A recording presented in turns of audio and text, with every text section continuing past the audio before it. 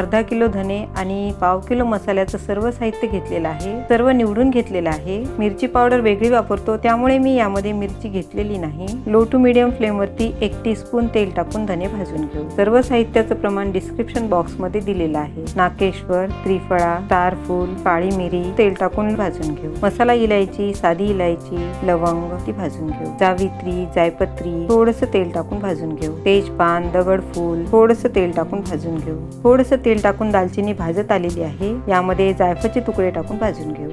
जिरं, शहाजिरं, खसखस तेल टाकून भाजून घेऊ. खोबऱ्याचे तुकडे थोडंसं तेल टाकून भाजून घेऊ. मसाल्याचं सर्व साहित्य एका परातीमध्ये काढून थंड करून घेतलेलं आहे. कांड पुरून कुठून आणायचं? मसाला कांड पुरून कुठून आणलेला आहे. मसाल्याचा खूप मस्त सुगंध येतोय. एअरटाईट डब्यामध्ये प्लास्टिकची पिशवी लावून मसाला भरून घेऊ. पिशवीला क्लिप लावून घ्यायची म्हणजे मसाला खराब होत नाही आणि मसाल्याचा सुगंधही तसाच राहतो. लाईक, शेअर आणि सबस्क्राईब करायला विसरू नका.